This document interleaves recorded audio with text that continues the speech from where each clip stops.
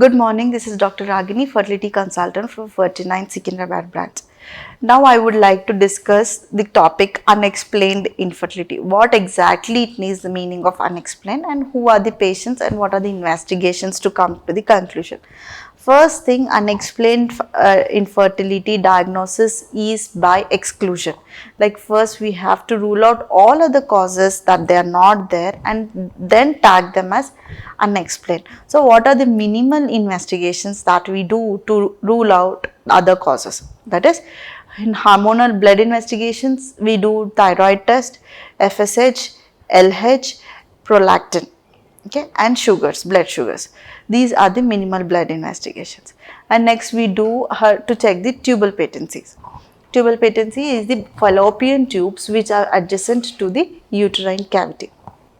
These are the main tubes where the sperm and the eggs actually first meet, then the embryo is formed. Once the embryo is ready, it comes and sits in the cavity. So tubal patency is very much necessary to tell that the tubes are patent. What are the tests we do for tubal patency? One is the HSG, hysterosalpingography. In that we push a dye from below and an X-ray is taken to see the patency of the tubes. Second one is the SIS, saline infusion sonography. In this, this is done under scan guidance. We push certain amount of saline from the uterine, from below into the uterine cavity and see the spillage from the bilateral tubes on scan. Okay. So third one is the most gold standard diagnosis is the laparoscopy. In laparoscopy, the patient is sedated and the camera is put inside the abdominal cavity and the dye is pushed from below to see the patency of the tube. So this is the gold standard. But all the patients are not exposed to the anesthesia. So we choose the better ones, that is HSG and the SIS. Okay. And after the blood test, tubal test, and we ask the husband's semen analysis with 3 to 5 days of abstinence and see the count. How is the count? More than 15, total count of more than 15, total motility of more than 40% and progressive motility of more than 32% and normal forms of 4%. These are the minimal things which we look for in the semen parameters. Next is the how is the cavity, uterine cavity. We just do routinely a 3D scan which is routinely done for all of our patients to see how is there any fibroid or is there any polyp or any septum in between or any adenomyotic changes in the uterus. If all these are not there, then still the pregnancy is not happening, then we say that the patient comes in the diagnosis of unexplained infertility. So no much abnormalities in the uterus, in the tubes, ovary has a normal reserve and semen is also normal. So why the patient comes and asks, ma'am, you tell everything is normal but still the pregnancy is not happening.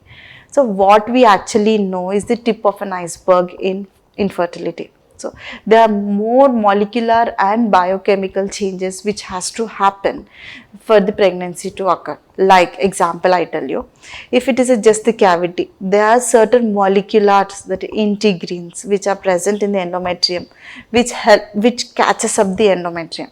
Okay, when I say the egg number is good, but how we don't know the quality of the egg, at what level the egg is arrested, they call as maturation arrest. There's something called as chromosomal anomalies, chromosomal defects, okay, which can be seen, in which there is arrest of the eggs at certain age where the mature egg is not released. Sometimes we see on scan the egg is coming out, egg is getting ready, egg is big, but the quality of the egg cannot be decided on a scan. Next, the tubes. Tube is just not a passage, not just a tunnel. It should have certain molecular and biochemical secretions in it to make the atmosphere and environmental very friendly. Okay, and the cilia, movement of the cilia, the small hair-like structures within the tubes, and that should also help in the movement of the embryo into the cavity. Okay. Third one again is the sperm. There's not the semen analysis being normal. We should see the biochemical functioning. The biochemical functioning of the sperm should be good. That we cannot just assess with the simple test. So all there is a micro at molecular level, there are certain important things which should happen that we never know on just doing a certain investigations. So what is a treatment? Some comes to us and ma'am, all are fine. Now we are not getting concerned. The better results can be got with IVF, in vitro fertilization. What we really do in IVF is that we take the eggs out, we take the sperm out, and in the lab we see the quality of the egg. How is it? Is it as a nice, good quality and a good staging of the egg and the sperm? And in case if and the sperm is tested and highly motile sperm is taken, there are certain sperm function tests also only advised when there is a low number of sperms. Okay? Normal forms is less, then we go for the high integrated functioning of the sperms, testing of the sperms, and then we take those sperms. Okay, and ICSI is a method we can use when there is a severe abnormal sperms. ICSI is that we take the sperm, immortalize it and put it inside the egg, means the fertilization step is almost done in ICSI. Okay. And now it is all which has done the inbuilt quality of this to form into the embryo, how the embryo grows. So this all comes under unexplained infertility. So we have unexplained infertility will do give a better results when the couple comes to us in a very early age, not when they are more than 35, the results are very less, but definitely other testing are there to enhance the success. Okay, and any queries on this or any information on this, please come to 49 to get it clarified. Thank you.